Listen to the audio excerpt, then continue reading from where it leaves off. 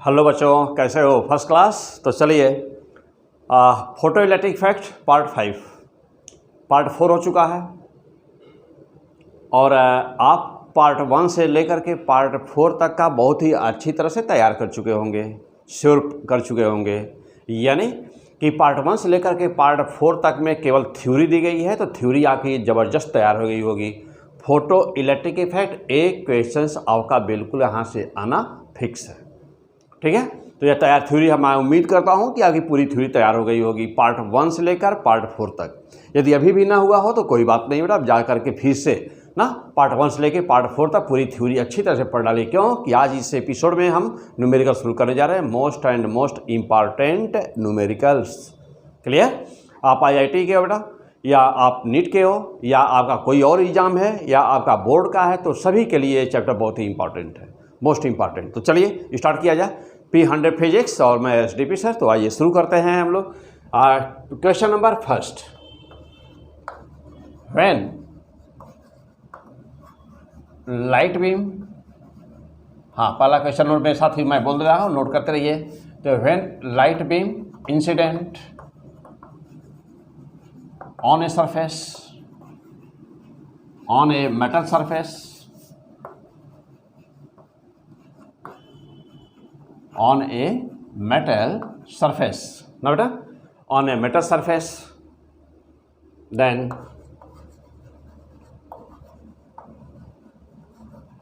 energy of emitted electron, energy of emitted electrons is E. When wavelength of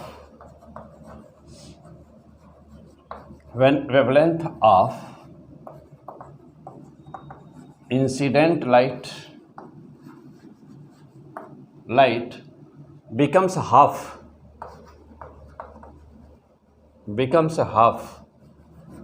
then तब क्या होता है बेटा? then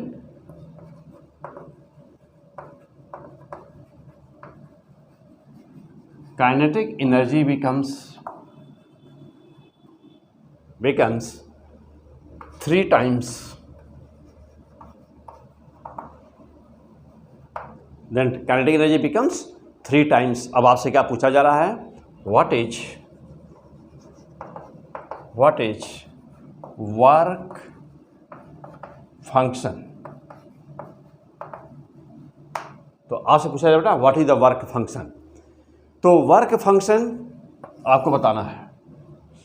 अब यदि आपका पीछे सब तैयार होगा बेटा, थ्योरी पूरी पढ़े होंगे, तैयार होगा, तो क्वेश्चन तुरंत ही सॉल्व हो जाएगा, कोई प्रॉब्लम नहीं है, बहुत आसान क्वेश्चन है बेटा, ठीक है। लेकिन हम लोग कैसे शुरू करते हैं? तो हम लोग जानते हैं कि P100 फिजिक्स में हम लोग ना पूरे फिजिक्स की धुनाई करते हैं। हर जो एक चैप्टर लिया जाता है उसकी पूरी धुनाई करते हैं हम लोग बेटा ना।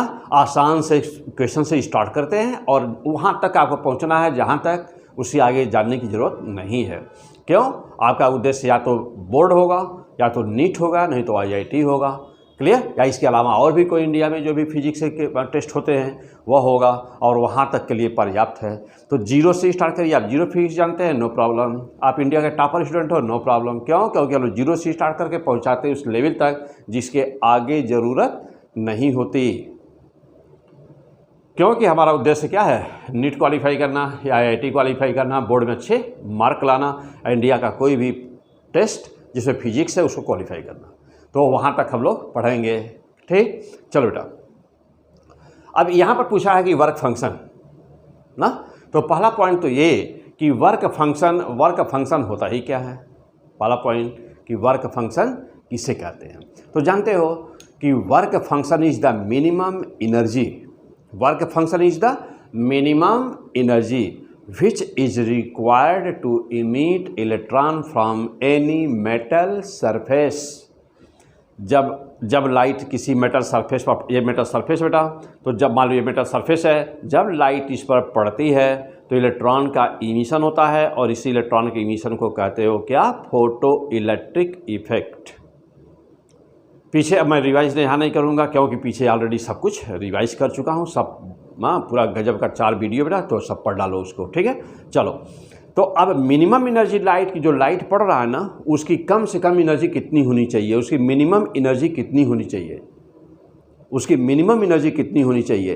तो जितनी उसकी मिनिमम एनर्जी होनी चाहिए उसी को क्या कहते हो, वर्क फंक्शन। वही क्या है, वर्क फंक्शन।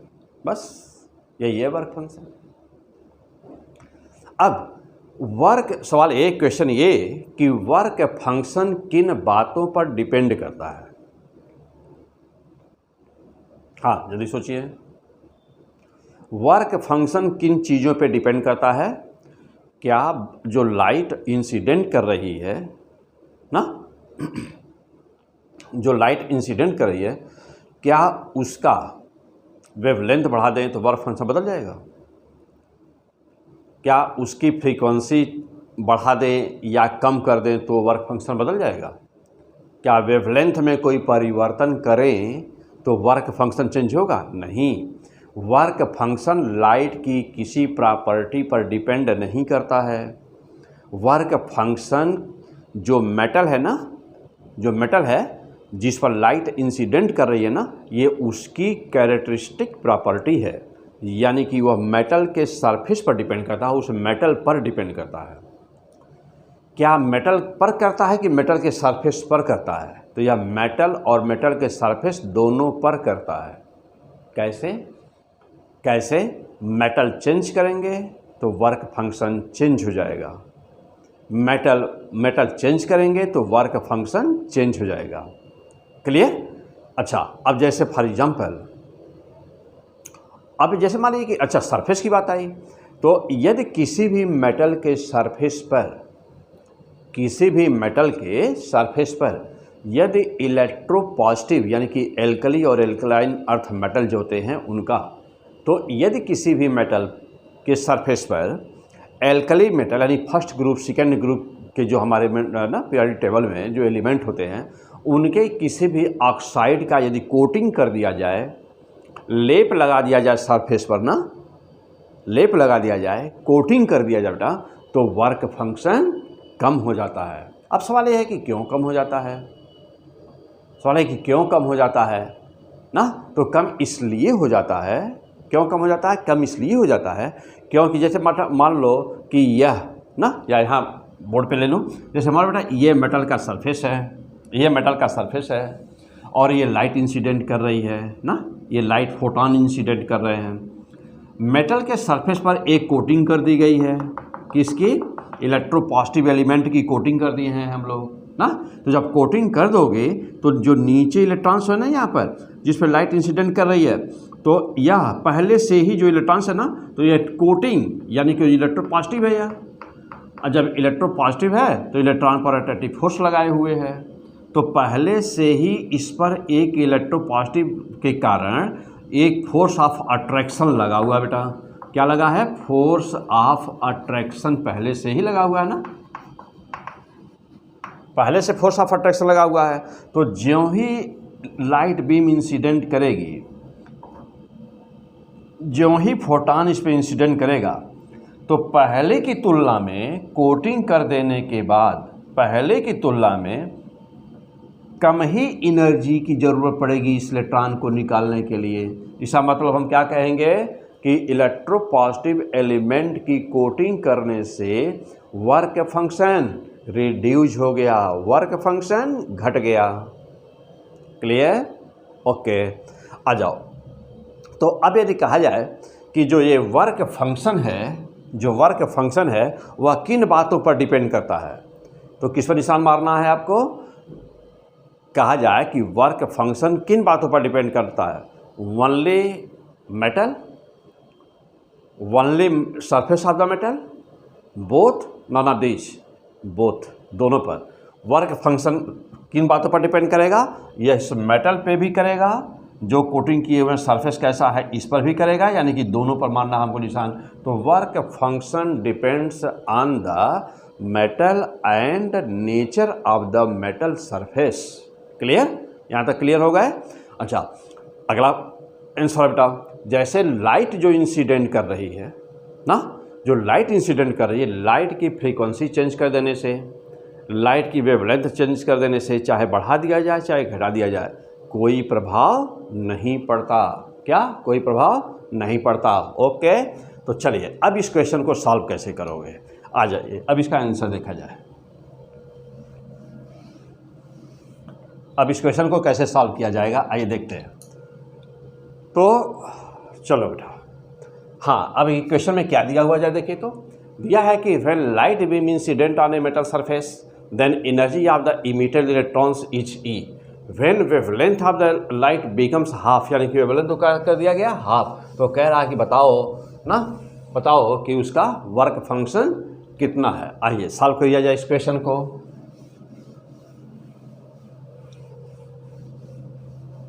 हाँ बेटा, अच्छा और इस क्वेश्चन का जो ऑप्शन दिया हुआ है वो ऑप्शन भी ले लीजिए आप ना, अपना आंसर मिलाइए। सॉल्व कर चुके होंगे तो अपना आंसर मिलाइए। चले, तो क्या है इसका आंसर? ऑप्शन क्या है बता दूं आपको। चलिए इसका ऑप्शन बेटा, हाँ ऑप्शन नोट करिए इसका। पहला ऑप्शन hc/λ, दूसरा ऑप्शन 2hc/λ, तीसरा ऑप्शन hc/2λ और चौथा ऑप्शन ना hc/4λ। तो ये है इसके ऑप्शन इस क्वेश्चंस के।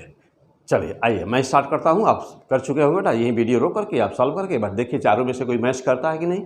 चलिए आइए अब मैं सॉल्व करने जा रहा हूँ। आइंस्टीन से इक्वेशन के अनुसार जानते हो H = phi + E। E क्या है? काइनेटिक एनर्जी ना, काइनेटिक एनर्जी तो केवल E लिख दिया जाए, कोई दिक्कत नहीं है ना। आ जाओ बेटा, अब ऐसे लिख सकते हो hc/λ = phi + E, ऐसे भी लिख सकते हो ना। तो पहले एनर्जी कितनी थी देखिए E था, तो E = कितना हो गया काइनेटिक एनर्जी hc/λ, E बराबर hc/λ - phi लिख सकते हैं, कोई दिक्कत नहीं। E बराबर, तो पहले थे दो बेटा, ये E1 नाम दे दिया जाए इसको ना, दो स्टेप में है ना, तो इसलिए हम लोग E1 कर दें, इसको छोड़ दीजिए या यहाँ से लिखना शुरू कर दीजिए, ठीक है बेटा। तो E1 बराबर इतना हो गया। ये हुआ हम लोग का first equation. According to question अब क्या कह रहा है? कह रहा है कि जब hc/λ है तो hc/λ, अब जब कह रहा है कि λ/2 कर देते हैं तो phi प्लस, तब ये E2 हो जाता है ना, ये E2 हो जाता है, 2 ऊपर चला गया, 2hc/λ ले सकते हैं इसको, phi प्लस E2 हो गया बेटा। अब E2 का मान निकाल लिया जाए। दूसरे स्टेप में एनर्जी कितनी हो रही है, तो E2 बराबर क्या हो जाएगा 2hc/λ - phi हो गया बेटा, ये E2 हो गया। लेकिन एक अब चलिए इसको मान लेते हैं हम लोग, इक्वेशन नंबर 2 मान लेते हैं बेटा। लेकिन कह रहा है क्वेश्चन में हम लोग को दिया हुआ है कि E2 का मान E1 का 3 गुना हो गया है। चलो बेटा दिया है, तो सिंस ना E2 = दिया है 3E1 दिया बेटा, 3 गुना हो गया। E2 बराबर 3E1 दिया, क्वेश्चन में दिया हुआ है। अब E2 बराबर यहाँ है, तो अब सॉल्व कर दिया जाए इसको, आगे ले सॉल्व कर दीजिए। 2hc/λ - phi = क्या बेटा E2 बराबर E2 की वैल्यू 3E1 के बराबर है ना। तो चलिए फिलहाल यहाँ ऑप्शन हटा दे बेटा। हाँ चलो बेटा, तो E2 का मान कितना बेटा, देखो E2 यहाँ है 2hc/λ - phi, तो 2hc/λ - phi = 3E1, तो 3 × E1 का मान चलिए, E1 यहाँ है hc/λ -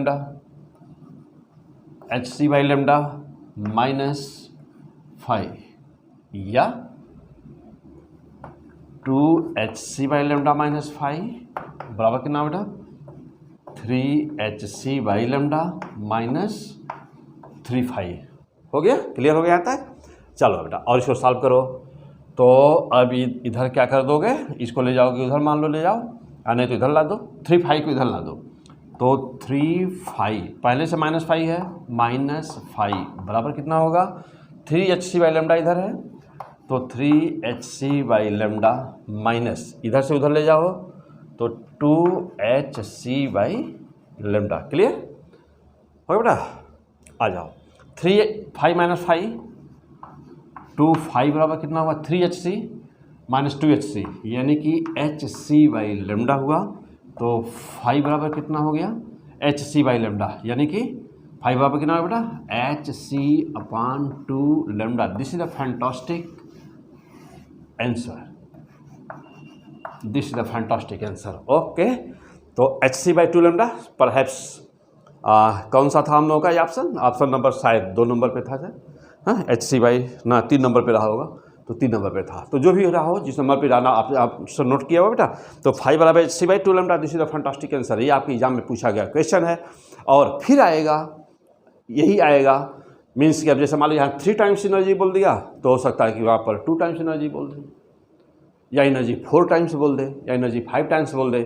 तो जब आप एक क्वेश्चंस एक टाइप का किए रहते हैं ना बेटा, जैसे मान लो अब यहाँ पर कर दिया क्वेश्चंस, तो जब भी कभी भी आप एक टाइप का एक क्वेश्चन किए रहेंगे और उसमें यदि कोई डिजिट बदल के दे दिया गया, अब जहाँ मान लो हम लोग लिखे हैं 3 टाइम्स यहाँ पर दिया, तो हो सकता है कि पूछे कि 4 टाइम्स, या हो सकता है पूछे 5 टाइम्स हो गया है, तो 5 का मान बताओ, नो प्रॉब्लम।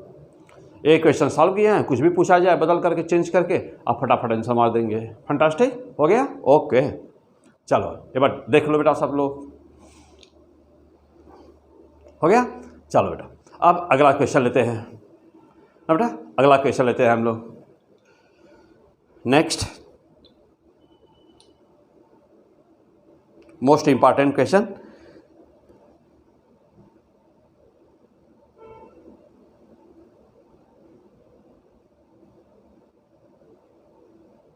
चलो बेटा आ जाओ। तो इसी से मिलता जुलता एक बहुत भी मोस्ट इंपॉर्टेंट क्वेश्चन है, आइए मैं अब उसको लेता हूँ। ये हो गया सबका, क्लियर हो गए? चलिए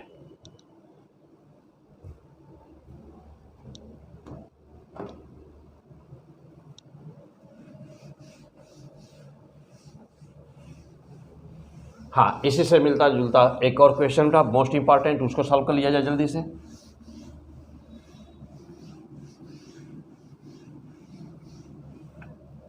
हाँ, अब कह रहा है बिल्कुल इसी के जैसा है क्वेश्चन ना, कोशिश करिए सॉल्व करने की। व्हेन, क्वेश्चन नंबर नेक्स्ट डाल दिए, नंबर 2 कर दीजिए। When light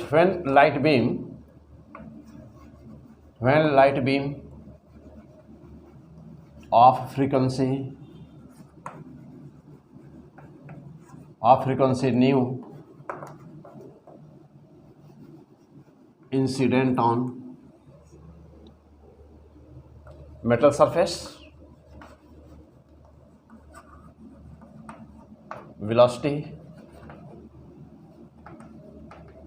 velocity of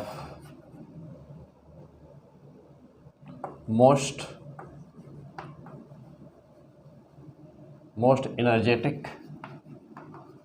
energetic electron h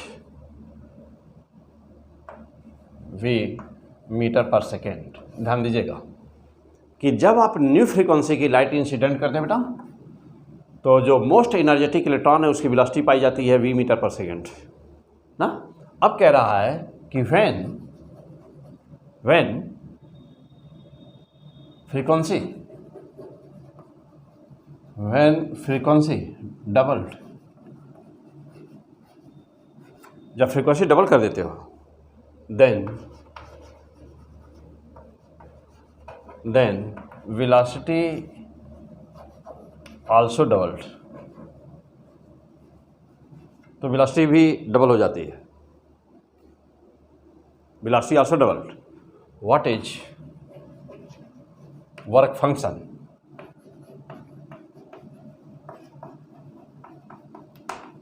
what is the work function ना बेटा।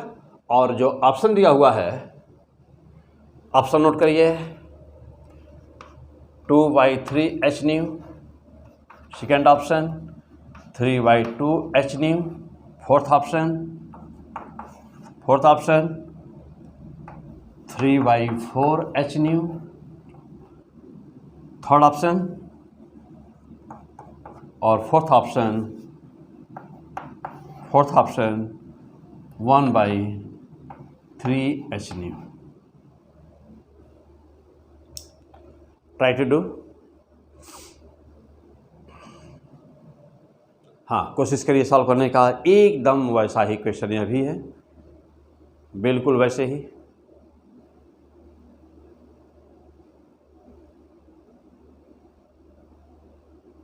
चलिए मैं कर रहा हूँ।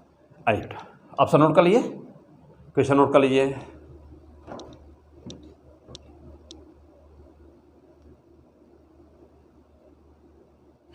चलिए मैं कर रहा हूँ।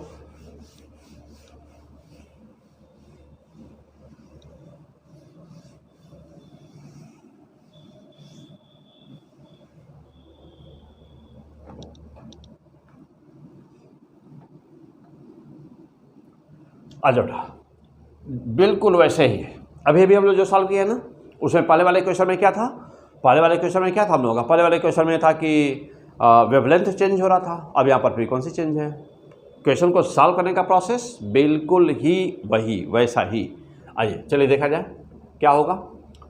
तो since according to Einstein's equation you know h nu equal to phi plus kinetic energy, या h nu equal to phi plus kinetic energy means half mv²। Equation number 1 हो गया। इक्वेशन नंबर 1 कर दीजिए। अब दूसरे इक्वेशन में क्या बोला गया है? दूसरे इक्वेशन में कहा गया है कि जब इसको न्यू का मान ट्वाइस हो गया, न्यू फ्रीक्वेंसी दूसरे में क्या बोला जा रहा है कि 2 गुना हो गई, तो 2 गुना कर दिया जाए, न्यू को 2 गुना 2h न्यू इक्वल टू, तब क्या हो रहा है? फाइव में कोई चेंजिंग होना नहीं है, जानते हैं आप, प्लस हाफ m 2v का होल स्क्वायर हो जाएगा ना, हो जाएगा बेटा। चलो और सॉल्व कर दो। 2h nu equal to 5 plus half m into 4 v square ले सकते हैं हम लोग, कोई दिक्कत नहीं। आ जाओ और आगे। 2h nu equal to 5 plus half, यहाँ से काट दीजिए इसको, कितना देखिए हो जाएगा? 2m v² ना बेटा, ये हो गया। चलो बेटा, अब हम लोग के सामने एक इक्वेशन ऊपर है और एक इक्वेशन यहाँ पर है। ये 2 इक्वेशन है हम लोग के सामने, इसको 2 नंबर मान लिया जाए। इक्वेशन नंबर 1 ले लो और इक्वेशन नंबर 2 ले लीजिए। दोनों को डिवीजन कर दिया जाए। तो डिवाइडिंग इक्वेशन नंबर फर्स्ट और equation number second, dividing first and second ना बेटा।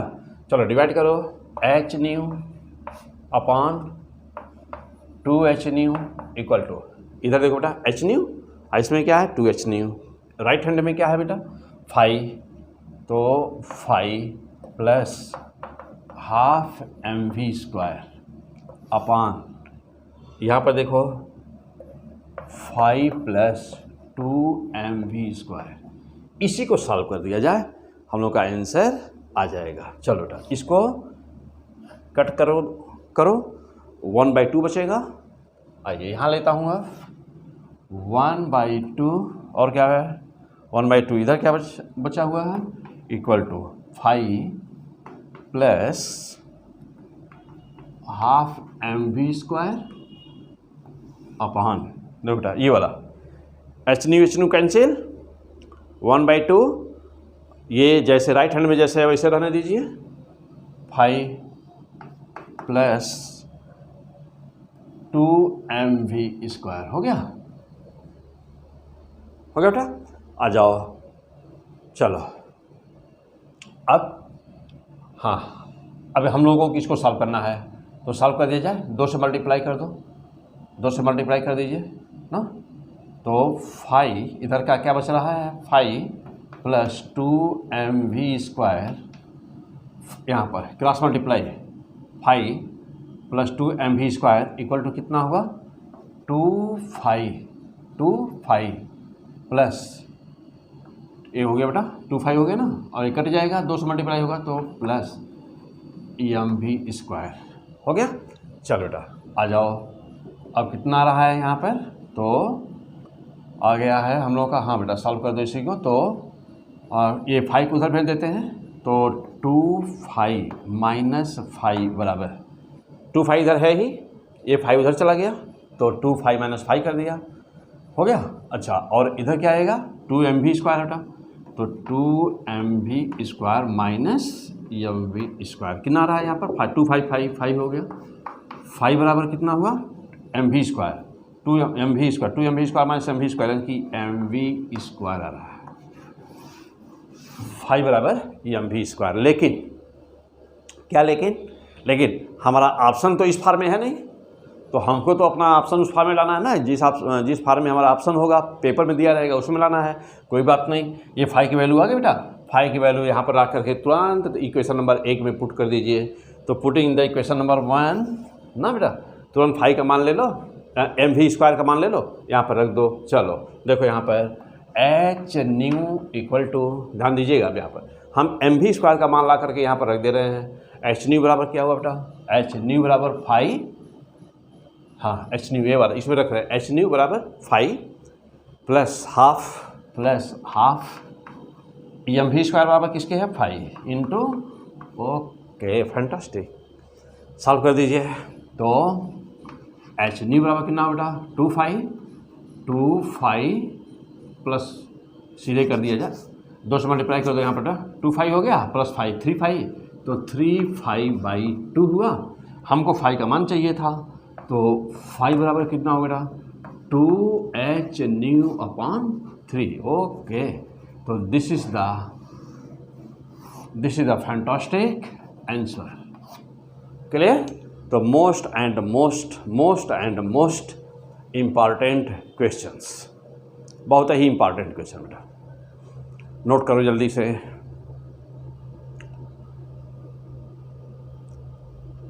ये दोनों क्वेश्चन बहुत ही इम्पॉर्टेंट,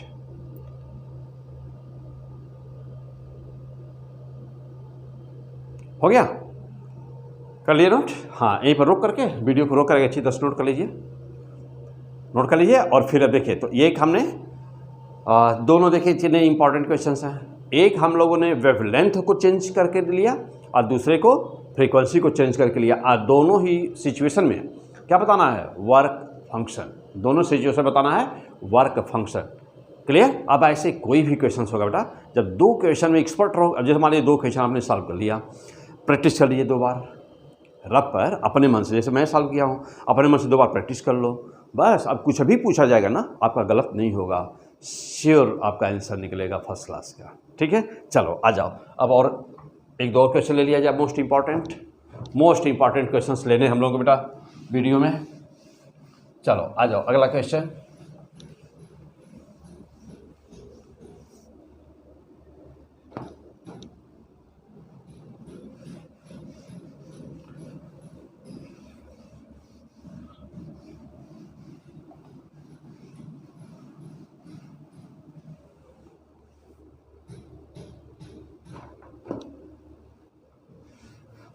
हाँ और आगे तो आइए, एक डायग्राम आपके एग्जाम में आया हुआ था बेटा, एक क्वेश्चन आया था ना, बहुत ही इम्पोर्टेंट। तो एक क्वेश्चन है आप लोगों का कि हाँ बेटा, next question most important question, फिर से बना लो, इसको सॉल्व कर लो, हो सकता है फिर रिवाइज कर दे। यहाँ लिखा है बेटा एनोड पोटेंशियल, एनोड, इधर लिखा है एनोड पोटेंशियल लिखा बेटा, और इधर लिखा है ना स्टॉपिंग पोटेंशियल, यहाँ लिखा है स्टॉपिंग पोटेंशियल, सब बेटा देखो। और पीछे बहुत ही अच्छी तरह से सब वीडियो में सब बता चुका हूँ ना, तो पीछे जा करके P100 फिजिक्स, क्या बेटा P100, हाँ यही P100 फिजिक्स, ओके। तो P100 फिजिक्स सर्च कर लो तुरंत ही यूट्यूब पे जा करके, अभी ला वीडियो देख रहे हो तो सर्च कर लो, अभी यूट्यूब पे ही देख रहे हो तो कोई बात ही नहीं बेटा ना, उसे सब्सक्राइब करो तुरंत। और अन्य जो फ्रेंड सर्किल है अपनी ना, अपने जो अन्य फ्रेंड्स हैं उनको बता दो बेटा, वो भी लाभ उठाएं इसका, ठीक। चलो आ जाओ, तो स्टॉपिंग पोटेंशियल इधर दिया है, इधर दिया है एनोड पोटेंशियल और यहाँ दिया है photo electric current, photo electric current दिया है, फोटो इलेक्ट्रिक करंट आई दिया, ठीक। और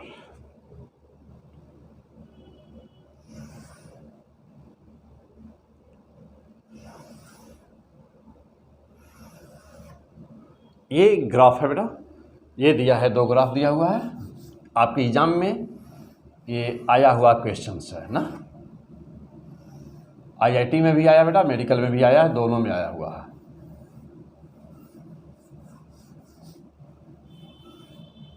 क्लियर? ये है बेटा क्वेश्चन। आ जाओ, अब यहाँ पे 4 ऑप्शन दिया हुआ है, नाम रखा हुआ है, इसका A, इसका है B और ये है C, ये नाम रखा हुआ है इसका, ठीक। अब यहाँ पे ऑप्शन क्या दिया हुआ है, तो मैं आपको ऑप्शन बना दे रहा हूँ ना, और आप इसको सॉल्व करने की अपना कोशिश करिएगा। क्या है, ठीक है ना। कह रहा है अब पहला option,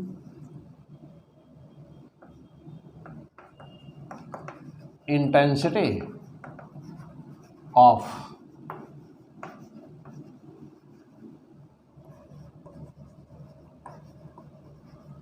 intensity of A and B are same but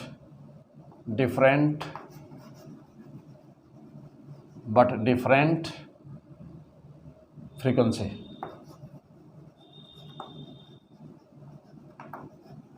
Number second option, intensities of A and C are same but different frequency. Number third option,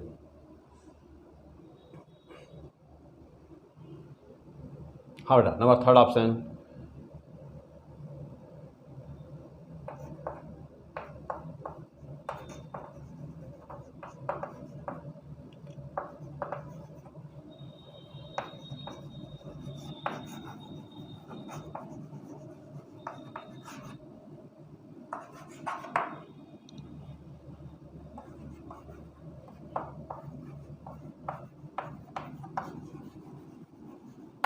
okay बेटा। और नंबर 4 है, नंबर 4 नन ऑफ दिस। हाँ, solve कर दीजिए, मार दो किसी पर इंसान, देखिए कौन सा कोई सही मिल रहा है कि नहीं आपको इसमें। Try to do this question, कोशिश करिए।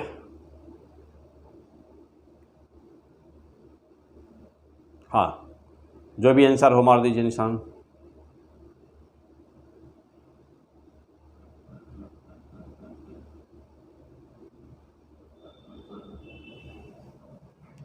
हो गया, सॉल्व कर लिए सब लोग। आ जाओ, आंसर देखिए अब इसका आंसर।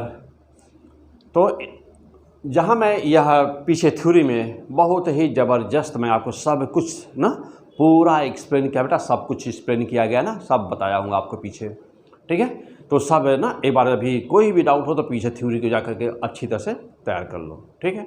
आ जाओ, अब यहाँ पे देखना, यहाँ पर सीधे हम लोग जानते हैं कि जो फोटो इलेक्ट्रिक इफेक्ट होता है बेटा ना, जो फोटो इलेक्ट्रिक इफेक्ट होता है, जो फोटो इलेक्ट्रिक करंट होती है, तो photo electric current only depends on the intensity. कोई डाउट नहीं। Photo electric current only depends on intensity. तैयार है? अच्छा, अगला पॉइंट, स्टॉपिंग पोटेंशियल क्या होता है? वह नेगेटिव पोटेंशियल जो एनोड पर लगाया गया हो, वह नेगेटिव पोटेंशियल जो एनोड पर लगाया गया हो, फिर से बोलिए, वह नेगेटिव पोटेंशियल जो एनोड पर लगाया गया हो और जिस नेगेटिव पोटेंशियल पर प्लेट करंट का मान 0 हो जाए, वह मिनिमम नेगेटिव पोटेंशियल को स्टॉपिंग पोटेंशियल कहते बेटा। ओके, तो थ्योरी में मैं पूरा एक्सप्लेन किया हूँ, पूरा बहुत ही गजब का समझाओ बेटा, वहाँ पे जाओ, वहाँ अच्छी तरह समझ लो ठीक से, ठीक है ना बेटा। तो फिर हाल अब जा देखना, तो stopping potential, you know well that stopping potential only depends on, जल्दी बोलिए, stopping potential only depends on the kinetic energy of the fastest moving photo electrons. यानी कि स्टॉपिंग पोटेंशियल जो फास्टेस्ट काइनेटिक एनर्जी वाला इलेक्ट्रॉन होता है उसके kinetic energy पर डिपेंड करता है। अच्छा, और काइनेटिक एनर्जी किस पर डिपेंड करती है? फ्रीक्वेंसी पर डिपेंड करती है। जो लाइट इंसिडेंट हो रही है उसकी फ्रीक्वेंसी पर, फ्रीक्वेंसी बढ़ेगी तो जो इलेक्ट्रॉन्स निकल रहा है उसकी काइनेटिक एनर्जी भी बढ़ेगी, बशर्ते कि फ्रीक्वेंसी को कितना होना चाहिए? थ्रेशोल्ड से ज़्यादा होना चाहिए। पक्का है, श्योर है? तो आप डायरेक्टली क्या कह सकते हो? डायरेक्टली कह सकते हो कि stopping potential only depends on incident frequency and photo electric current only depends on the intensity. अब आइए देखा जाए इन दो बातों को लेकर के, अब आप अपना ग्राफ का आंसर देंगे। हाँ, तो पहला पॉइंट जैसा मेंशन कर लीजिए, नंबर वन मेंशन करिए। क्या मेंशन करा बेटा? लिखिए पहली बात कि photo electric current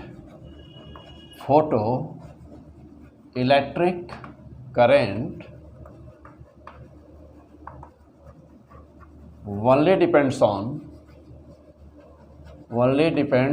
on intensity, और नंबर 2 मेंशन करो बेटा। नंबर 2 पे लिखिए क्या कि स्टॉपिंग पोटेंशियल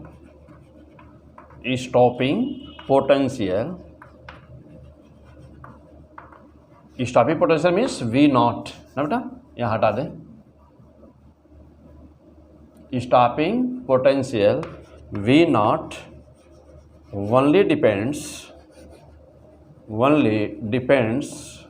on the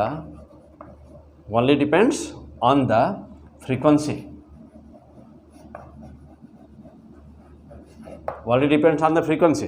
अब जा देखना, दो ए और बी का स्टॉपिंग पोटेंशियल एक ही है ना, तो यह तो श्योर है कि ए और बी की फ्रीक्वेंसी सेम है, मीन्स कि ए का भी फ्रीक्वेंसी न्यू तो बी का भी फ्रीक्वेंसी न्यू, श्योर। लेकिन ए वाले की करंट इतनी है और बी वाले की करंट इतनी है, तो करंट चूँकि अलग अलग है तो इंटेंसिटी श्योर अलग अलग होगी।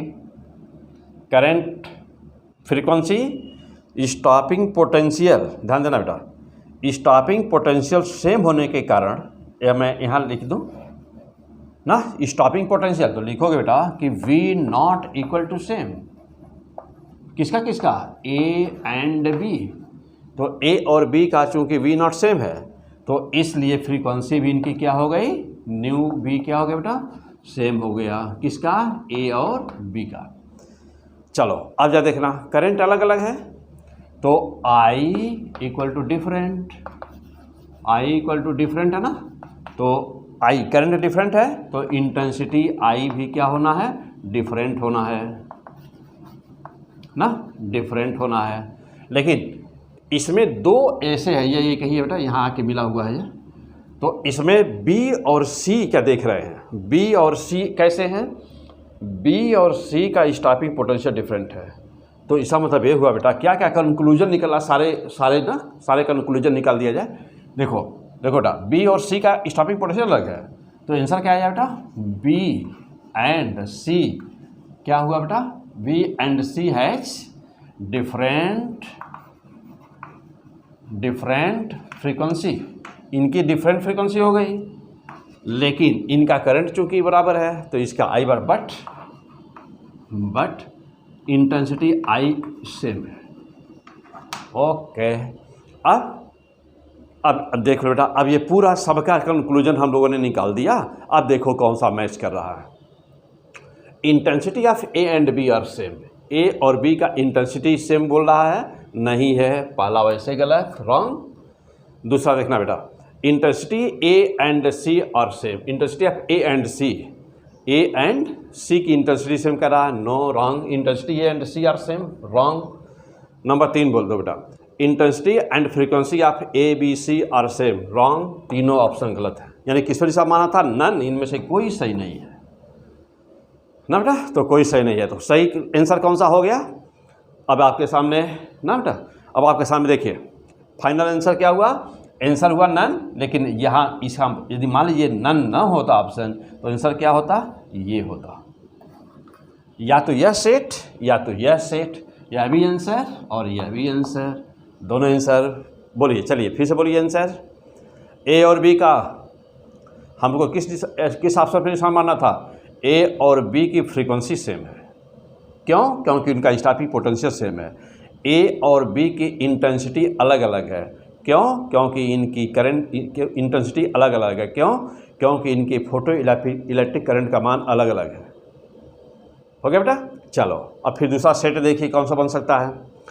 यहाँ का स्टॉपिंग पोटेंशियल V1 V01 मान लिया, V02 कर दिया जाए। देखो बेटा, अब यह दो स्टॉपिंग पोटेंशियल अलग अलग है, तो ए बी का स्टॉपिंग पोटेंशियल सेम और ए और सी का या बी और सी का स्टॉपिंग पोटेंशियल अलग अलग। बी और सी दो का करंट बराबर है ना, करंट बराबर है, एक ही से पास कर रहा बेटा ये ए ना, ऐसे देखने में लग रहा है एक ही पास कर रहा है। तो बी और सी का बेटा देखना, बी और सी का करंट बराबर, इसलिए बी और सी की इंटेंसिटी बराबर।